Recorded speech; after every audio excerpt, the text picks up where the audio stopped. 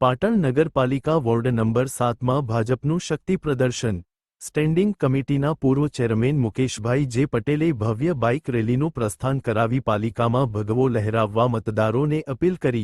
પાટણ નગરપાલિકાની ચૂંટણીના પ્રચાર પ્રસારના પડઘમ શાંત થવાને હવે ગણતરીના કલાકો જ બાકી રહ્યા છે, ત્યારે શહેરના રાજકીય માહોલમાં ગરમાવો જોવા મળી રહ્યો છે।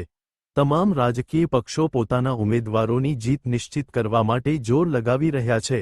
આ પ્રચારના અંતિમ તબક્કે પાટણ નગરપાલિકાના વોર્ડ નંબર 7ના ભારતીય જનતા પાર્ટીના ચારેય ઉમેદવારોના સમર્થનમાં શુક્રવારે એક ભવ્ય વિજય સંકલ્પ બાઇક રેલીનું આયોજન કરવામાં આવ્યું હતું।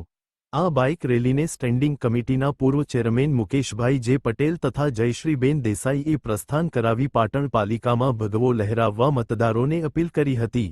વોર્ડ નંબર 7ના ભારતીય જનતા પાર્ટીના ઉમેદવાર જિજ્ઞાસાબેન શ્રીમાળી, નવીનભાઈ એચ પ્રજાપતિ, રાજેશભાઈ વી પટેલ અને હેતલબેન પી પ્રજાપતિની જનસમર્થનમાં નીકળેલી આ ભવ્ય બાઇક રેલીમાં વોર્ડ નંબર 7ના ભાજપના કાર્યકરો અને સમર્થકો મોટી સંખ્યામાં જોડાયા હતા। રેલી વોર્ડ નંબર 7ના વિવિધ મહોલ્લાઓ, પોળો અને સોસાયટી વિસ્તારોમાં ફરી જોગીવાડો શામળાજી મંદિર ખાતે સંપન્ન બની હતી।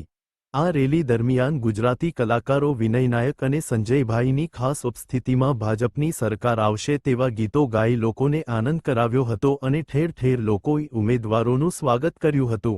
વોર્ડના ખૂણે ખૂણેથી મળી રહેલા અભૂતપૂર્વ જન સમર્થન અને લોકોના ઉત્સાહને જોતા ભાજપની પેનલનો ભવ્ય વિજય નિશ્ચિત હોવાનું વોર્ડ નંબર 7ના ભાજપના ચૂંટણી ઇન્ચાર્જ સતીશભાઈ ઠક્કર જણાવ્યું હતું।